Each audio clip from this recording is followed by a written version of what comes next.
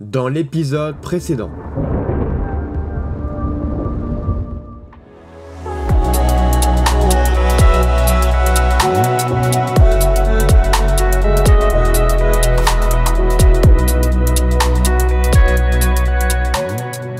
Lors de cette journée, on retient surtout des structures comme celle-ci, mais très peu d'impact de foudre.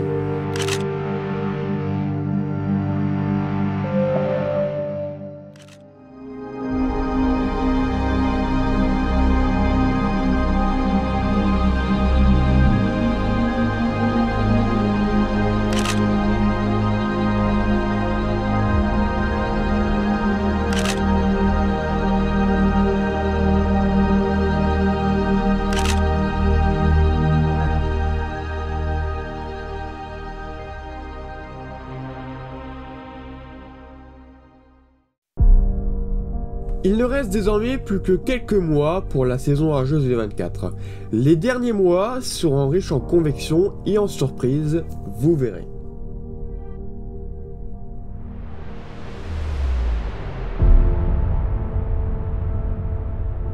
Reprenons au mois d'août. Le mois commencera dans une atmosphère plutôt orageuse. En effet, après la dégradation du 31 juillet dans le nord, la même situation se produira sur les régions centrales le 1er août, ainsi que dans une moindre mesure le 2 août. De mon côté, cette journée sera marquée par une très belle ambiance lors d'un déplacement dans l'Aisne.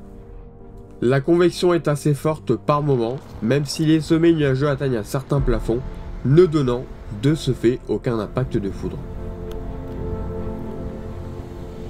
Cette convection, mêlée à un fort cisaillement, permettra d'ailleurs la formation d'une tornade pas très loin de ma position dans le département voisin du Nord. D'ailleurs, le soir, en rentrant dans ces secteurs-là, la convection redevient assez forte dans ces paysages sublimes dignes de la Tornado Alley. Et puis en arrivant vers le Valenciennois, une violente averse va me toucher, masquant toute visibilité. Une averse qui aurait pu d'ailleurs se transformer en orage.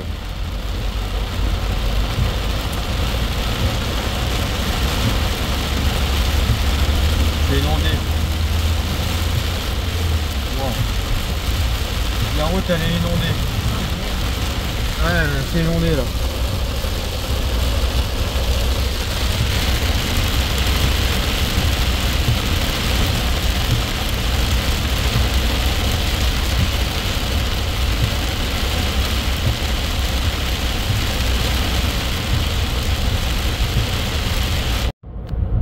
Une fois tout cela passé, c'est le retour d'un temps calme et plus aucun nuage à l'horizon.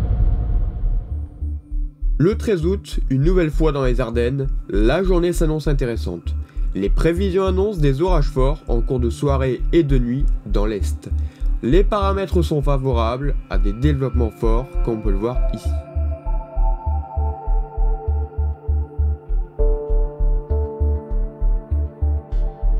Sur le terrain, en milieu d'après-midi, c'est une fois de plus la convection qui s'avéra marquée. Plus marquée que la journée du 2 août. Car oui, du côté de la Belgique, plusieurs orages vont se former et se succéder l'un après l'autre, jusqu'à atteindre en soirée un pic de convection. Et c'est un magnifique spectacle que Mère Nature va m'offrir.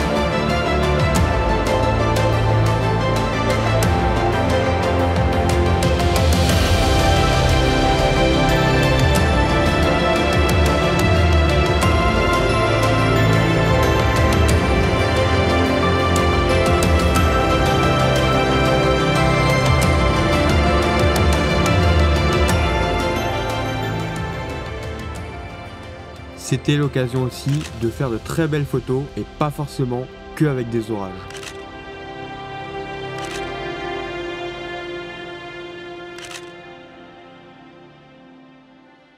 La Sine étant fortement présente, les orages se forment qu'à un seul endroit et auront au départ du mal à s'organiser. Mais en cours de nuit, le bouclier de Sine va finir par exploser, donnant un bel orage à la frontière avec des flashs incessants, mais malheureusement trop loin de moi.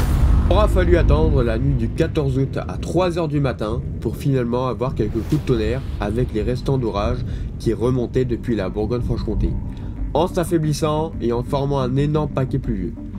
J'ai quand même, cela dit, capturé un impact positif.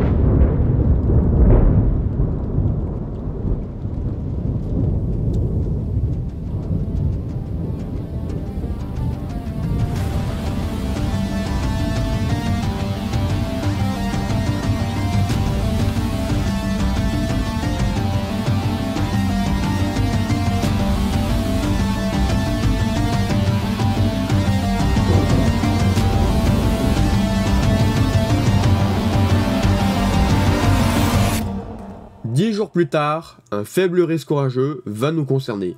Les paramètres sont bons avec un important conflit de masse d'air, mais la situation semblait délicate, le tout ou rien pouvait se produire. Le jour J, nous décidons avec Pierre-Olivier, un chasseur de mon secteur, de partir en direction de la frontière belge. Malheureusement, cela ne semblait pas s'organiser avec des averses surtout pluvieuses et non rageuses. Pourtant, sur Dunkerque, un Arcus a pu être filmé.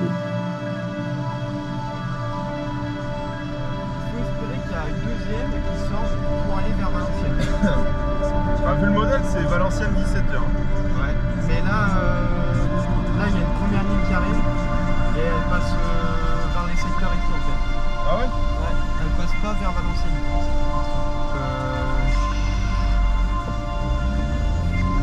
Je suis pas confiant. Il y a beaucoup plus de contraste là aussi.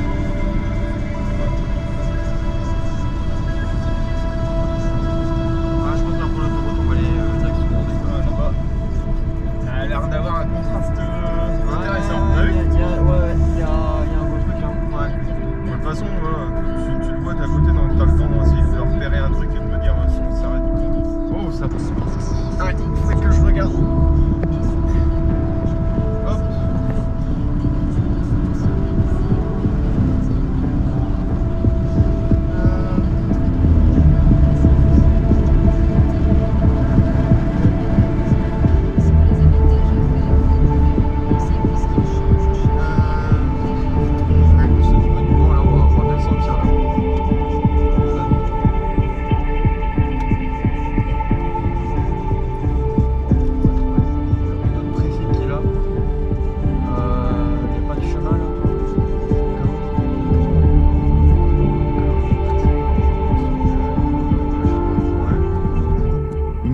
Ce fut bref, car l'air froid avait pris le dessus sur ces averses, qui auraient dû être des orages. De ce fait, nous décidons de descendre du côté de Valenciennes, là où les conditions sont un peu plus propices au développement. Et sur la route, on va assister à un fort contraste de température, avec 10 degrés gagnés en seulement quelques kilomètres. Arrivé sur les lieux, le paysage est magnifique, mais avec un peu de mal à y arriver avec des routes en terre. Tout cela pour au final observer des simples averses, mais c'est vrai, avec cette belle ambiance, et c'est comme ça que se finit le mois d'août. Pour le dernier mois de cette saison rageuse, le mois de septembre, tout va aller très vite. Le 1er septembre, de beaux cumulonimbus sont visibles depuis chez moi. Des orages circulent sur le Pas-de-Calais. Étant trop éloigné, il était impossible de chasser. Mais cette belle convection d'escalier donnera un beau spectacle au soleil couchant, rappelant que parfois il ne faut pas grand chose pour être satisfait.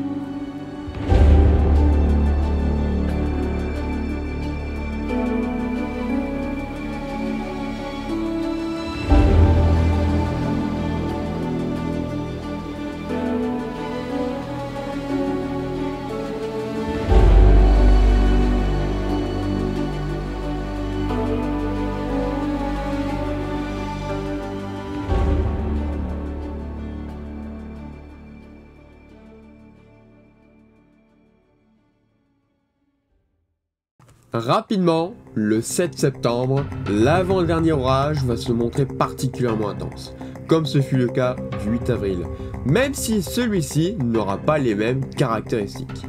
Sur les modèles, cela ne rigole pas. Une goutte froide entre sur le pays dans une masse d'air bouillante. C'est pour cela qu'un énorme potentiel de supercellules y est vu.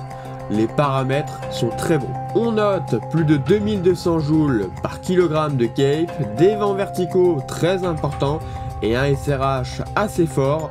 Tout est au vert pour une explosion sur les Ardennes, comme le voit déjà le modèle Arome avec une intense convection. Plusieurs services météorologiques déclencheront le niveau fort.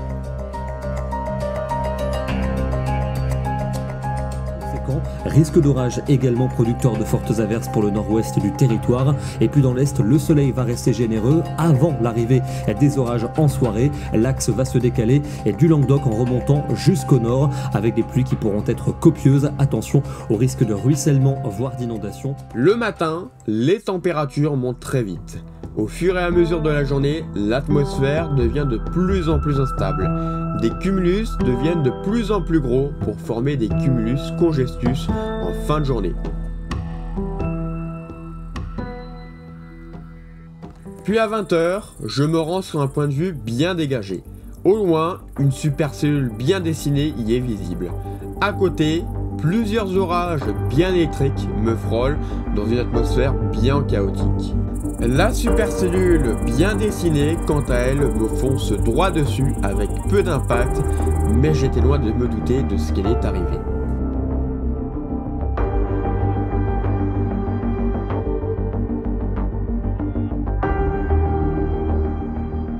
À 20 h 30, l'orage arrive au-dessus de moi quand soudain, alors que l'orage était jusqu'à là très peu électrique, donne plusieurs impacts qui tombent les uns après les autres, parfois à quelques mètres.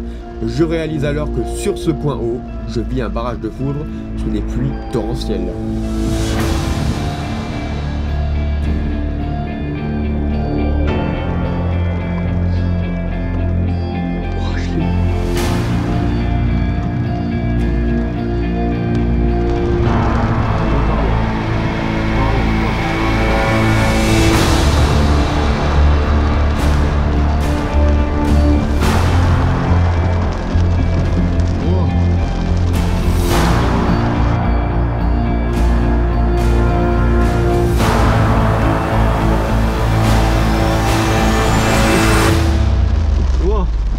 Côté.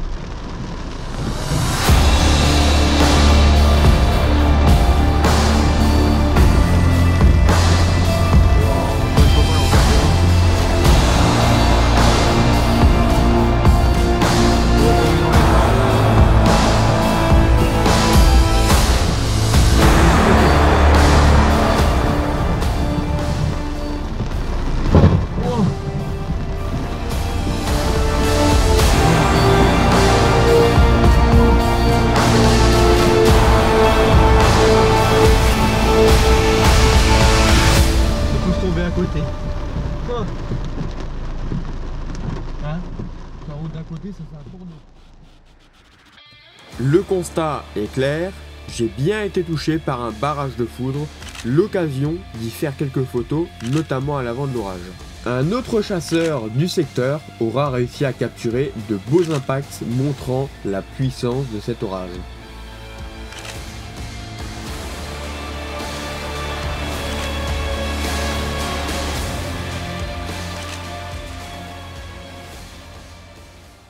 Le 11 septembre, dans le nord, un dernier orage va venir clôturer la saison orageuse avec peu d'impact, mais une très belle ambiance avec l'arrivée du flux de nord. Ah oui, c'est pas mal. Je vais louper ça.